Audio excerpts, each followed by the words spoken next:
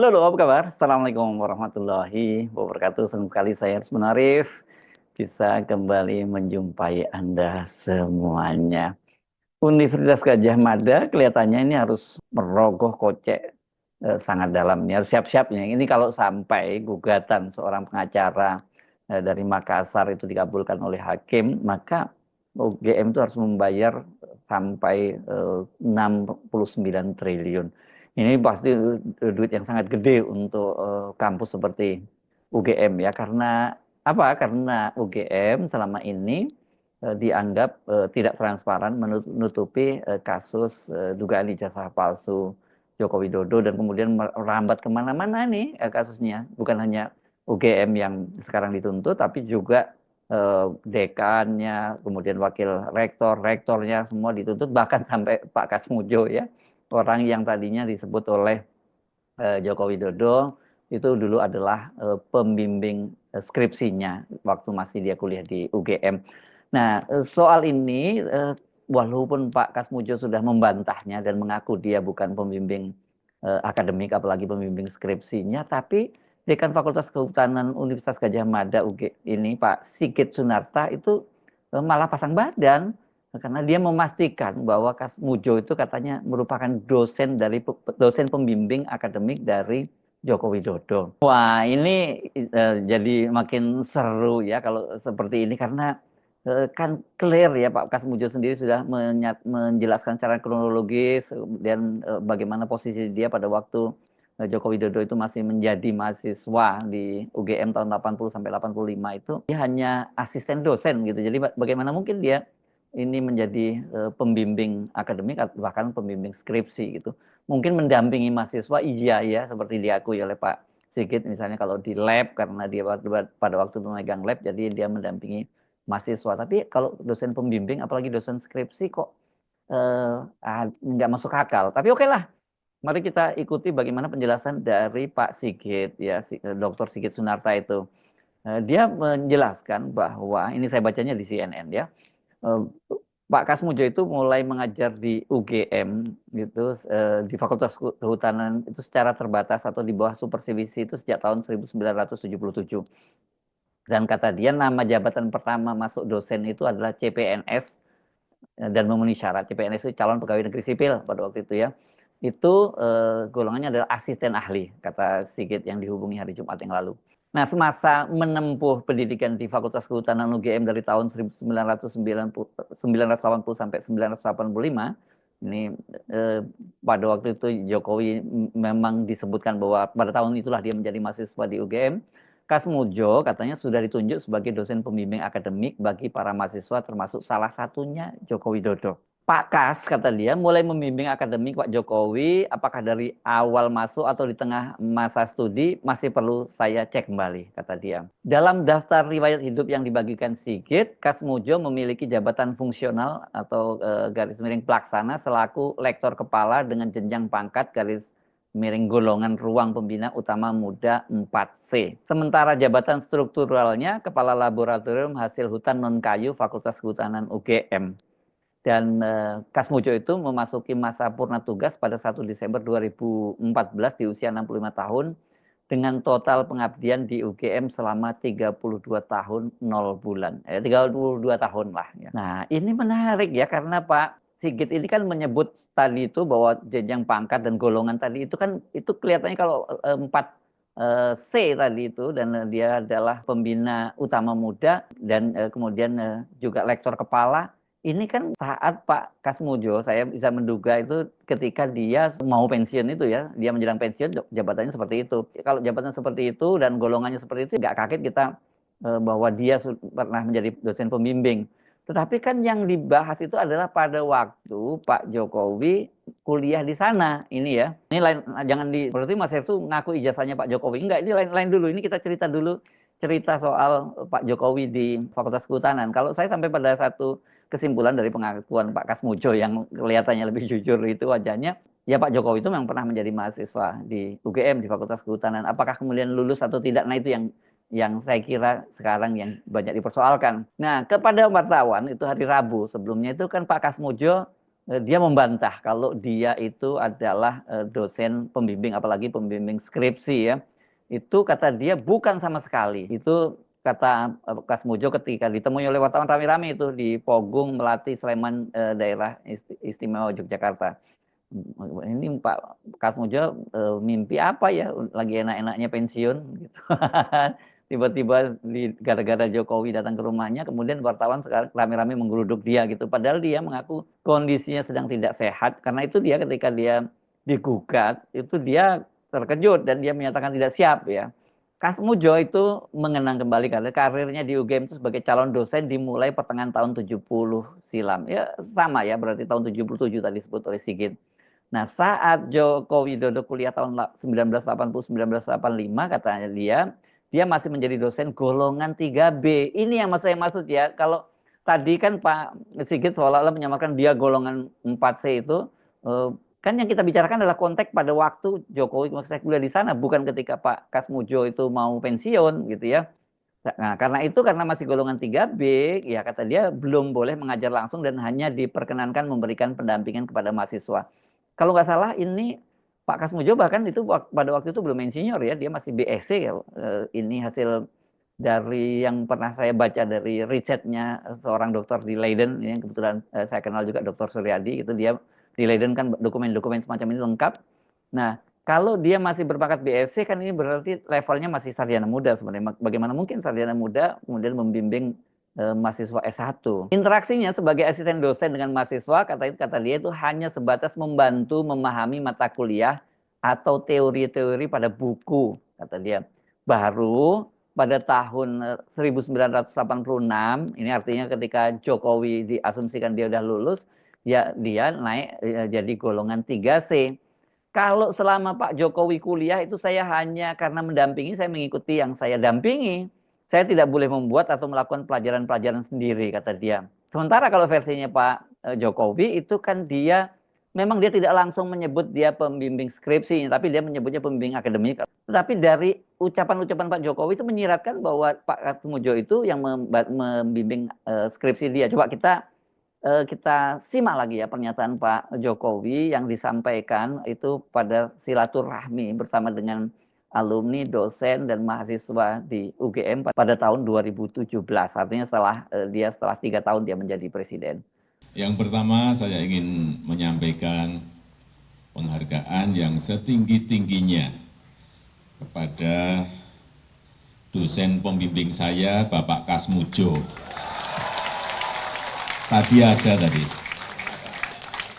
Ke depan Pak Kasmujo.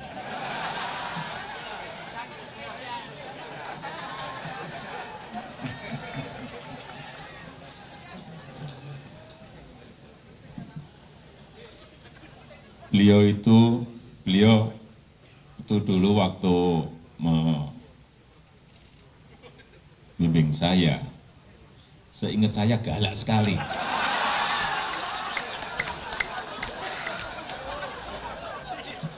Galak sekali, saya masih ingat galak sekali. Tapi sekarang saya melihat beliau sangat bijak sekali. Sudah berubah. Ya enggak, saya enggak tahu yang berubah saya atau yang berubah Pak Kasmujo. Tapi sekali lagi Pak Kasmujo, saya mengaturkan banyak terima kasih karena bimbingan Bapak di jurusan teknologi kayu, saya bisa menyelesaikan skripsi saya. Meskipun saya lupa juga bolak-baliknya berapa kali ya.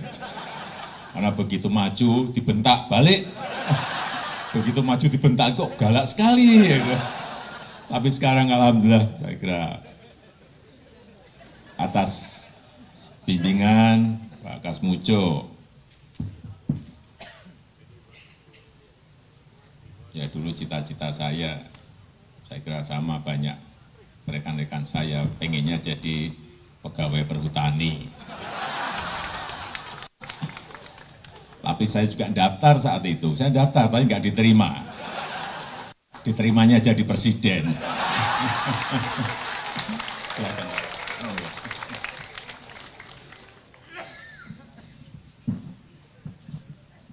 Saya daftar, saya ikut tes, tapi nggak diterima. Aduh. Saya mikir-mikir, apa bodoh banget saya sebenarnya. Atau tesnya yang nggak benar, atau jangan-jangan juga banyak titipan di situ. Saya jadi berpikir jelek, karena nggak diterima. Ya sudah, karena garis dan kehendak Allah memang seperti ini, ya harus kita terima. Clear ya kalau dari situ itu nggak bisa diartikan lain kalimatnya Pak Jokowi itu ya bahwa yang membimbing skripsinya Jokowi itu Pak Kasmujo karena bolak-balik dibentak katanya galak banget gitu ya. Baru balik lagi, bentak balik lagi begitu. Ya, maksudnya itu. Padahal kalau kita lihat di buku skripsi yang berada di perpustakaan UGM itu tertulis yang menjadi pembimbing itu adalah Profesor Ahmad Sumitro, tapi pakai OE ya. Ini juga keanehan yang kemarin sudah kita bahas. Dan itu juga dikatakan oleh Pak Kasmujo bahwa yang menjadi dosen pembimbingnya itu adalah Profesor Ahmad Sumitro. Dia menyebutnya Pak Sumitro saja gitu ya. Dan ini kalau di buku skripsi itu terlihat dia sebagai pembimbing utama disebutnya seperti itu. Nah yang bikin ramai itu Pak Jokowi sendiri karena dia itu kan kemudian berkunjung ke rumah Kasmujo dan kemudian kunjungannya itu diunggah di akun Instagram resmi milik dia. Dan dia menyebut itu sebagai silaturahmi saja kata Pak Jokowi. Tapi belakangan kemudian dia menjelaskan bahwa dia menawarkan bantuan hukum kepada Kasmujo. Nah, kalau sekarang kita kemudian tahu konteksnya apa betul itu menawarkan bantuan hukum atau dia tahu karena Kasmujo ini digugat dan dia harus tampil di pengadilan, maka dia harus menyamakan sisi ceritanya antara Pak Jokowi dengan Kasmujo gitu. Tapi Kasmujo kan kemudian menyatakan hal yang berbeda gitu. Justru inilah sebenarnya kunjungan Jokowi inilah yang membuka kotak Pandora kebohongan Jokowi. Menurut Kasmujo itu kemarin itu kedatangan Joko Widodo itu adalah pertemuan pertama mereka setelah sekian tahun dan Jokowi itu datang ke rumahnya Senin pagi kata dia dan keduanya berbincang selama kurang lebih 45 menit. Jadi Senin pagi ya kalau disebutnya ini pertemuannya ya. Artinya ini pertama setelah pertemuan yang tahun 2017 ya setelah pidato tadi itu ya. Selama 45 menit perbincangan itu menurut Kasmujo Jokowi sama sekali nggak menyinggung soal polemik ijazah sarjana kesarjanaan dia dari Fakultas Kehutanan UGM. Jokowi kata dia juga tidak menyinggung soal gugatan yang dilayangkan oleh seorang pengacara bernama Kamardin ke Pengadilan Negeri Sleman dan ini berkaitan dengan polemik ijazah itu. Kalau Pak Jokowi kan kemudian memberikan penjelasan bahwa dia menawarkan bantuan hukum. Ini kok beda-beda banget ya. Saya yakin kalau saya tanya pada Anda lebih percaya pada Pak Kasmujo atau Pak Jokowi. Aku yakin enggak kalau kayak Rizwan kan 1.000 miliar% ya, 100 miliar persen. Saya bilang mungkin 1.000% lah ya gitu.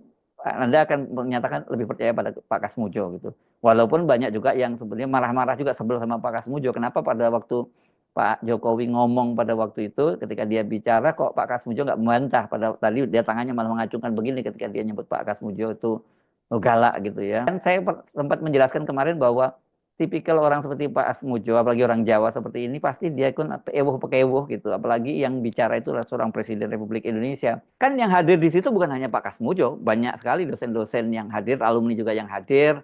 Dan kemudian bahkan di situ ada Pak Pratikno, ini rektor UGM yang kemudian waktu itu dipilih menjadi Menteri Sekretaris Negara mendampingi Pak Jokowi.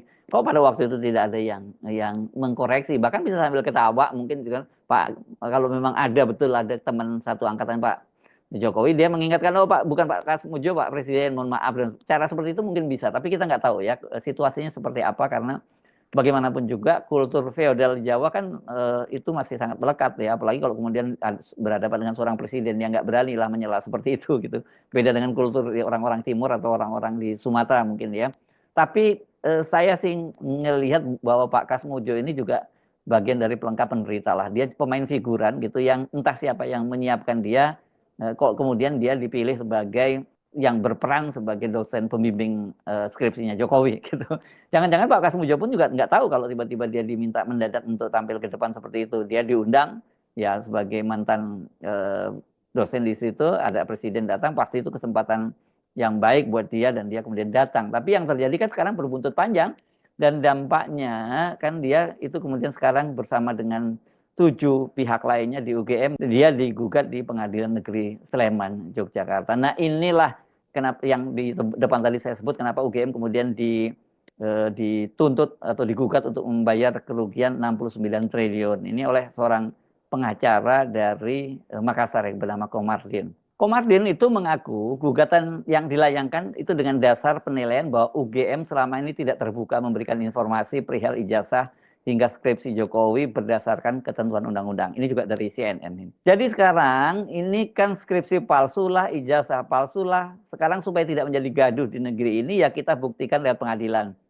Akibatnya negara ini menjadi gaduh. Ini kan nilai rupiah kita anjlok. Kalau ini anjlok, semua sektor rusak, kata Komardin. Komardin mengaku dia nggak ada urusan dengan Jokowi. Baginya, kata dia, UGM lah yang harus bertanggung jawab mengembalikan kondusivitas atas timbulnya kegaduhan di tengah publik hingga memicu anjloknya nilai tukar rupiah. Bagaimana ceritanya kok bisa sampai angkanya 69 triliun? Nah, kata Komardin, ini berdasarkan kalkulasi nilai tukar rupiah terhadap dolar Amerika Serikat yang 2 tahun lalu itu masih 15.300 per dolar Amerika Serikat dan kini telah menyentuh 16.700 per dolar. Menurut Komardin, pelemahan nilai tukar rupiah terhadap dolar Amerika Serikat berpotensi membuat cicilan utang Indonesia membengkak. Sementara total utang yang akan jatuh tempo pada 2025 mencapai 800,33 triliun. Dengan asumsi dolar 15.500 yang sekarang sudah 16.000, artinya ada tambahan. Makanya anggaran dipotong semua dialihkan ke situ. Nah, kalau ini tidak diselesaikan cepat, nilai dolar terhadap rupiah bisa sampai 20.000. Nah, kalau sudah sampai 20.000, ya negara itu kolap. Komardin itu mengaku heran kalau lihat sisi administrasi berkas menyangkut ijazah dan skripsi Jokowi ini. Kata dia, bukan tak mungkin peringkat kampus UGM itu sebagai salah satu universitas terbaik anjlok gara-gara ini. Dalam gugatannya ke Pengadilan Negeri Sleman itu kan Komardin mencantumkan nama rektor, 4 wakil rektor, dekan, juga kepala perpustakaan Fakultas Kehutanan sebagai para tergugat. Selain itu, nah ini yang menarik, ada sosok Kasmujo, itu dalam deretan pihak tergugat. Nah, karena di situ Kasmujo diketahui merupakan dosen pembimbing akademik Jokowi semasa kuliah di Fakultas Kehutanan UGM. Ini makin seru kalau Pak Kasmujo tahu ada gugatan, ada apalagi ada denda-denda itu makin pening kepala Pak Kasmujo ya. Tapi untung yang didenda untuk bayar gugatan itu UGM ya. Nah, bagaimana reaksi UGM? UGM sendiri melalui Kepala Biro Hukum dan Organisasi, Ferry Antoni, mengatakan mereka siap menghadapi gugatan itu. Kata dia, itu kan hak warga negara dan UGM menghormati hak tersebut. Tapi, kata Ferry, nilai kerugian yang diklaim oleh Komardin ini terlampau fantastis ya, dan katanya itu harus dibuktikan oleh penggugat. Termasuk, kata dia, kejelasan legal standing atau kedudukan hukum penggugat di mata hukum. Kasmujo sendiri sudah jauh-jauh dia menyatakan dia tidak bisa menghadiri gugatan pengadilan itu, proses peradilan terkait gugatan ijazah Jokowi. Kata dia karena dia faktor kesehatan itu dia nggak bisa untuk datang karena mengaku fisiknya sudah tidak lagi prima. Kata dia lutut kirinya cedera akibat pernah jatuh di selokan sekitar rumah, apabila nyeri kambuh, maka kata dia buat sekedar berjalan aja itu sulit gitu. Dia juga menderita penyakit bronkitis yang sering membuatnya terus batuk-batuk. Makanya dia selalu pakai masker ya Pak Kasmujo. Dan Pak Kasmujo sudah menyampaikan hal itu kepada Dekan Fakultas Kehutanan UGM Sigit Sunarta dan katanya Pak Sigit yang juga menjadi salah satu pihak tergugat itu menyatakan sudah serahkan saja kepada Fakultas Kehutanan untuk menangani masalah hukumnya itu. Ini menarik juga ya Pak Kasmujo kenapa dia nggak mau ditawari bantuan hukum dari Pak Jokowi ya. Mungkin dia kapok ya kalau dia nanti terseret-seret lagi gara-gara dia cuma senyum-senyum terus ngacungan jempol dan Pak Jokowi yang bermonolog tapi mengklaim dia sebagai pembimbing skripsinya. Jadi sekarang buntutnya seperti ini. Gitu. Jadi ini akan panjang ceritanya Pak Jokowi ini. Ya itu sekali lagi karena dampak apa ini? Dampak dari Pak Jokowi sendiri yang memperpanjang urusannya ini. Bukannya ditunjukkan dengan gitu saja ke publik dan kemudian biar orang sendiri yang menilai. Tapi kok dia masih terus bermanuver termasuk kemudian dia berkunjung ke rumah Kasmujo dan Kasmujo akhirnya terseret-seret dan kemudian dia juga digugat di pengadilan. Nasibnya Pak Kasmujo apa betul dia.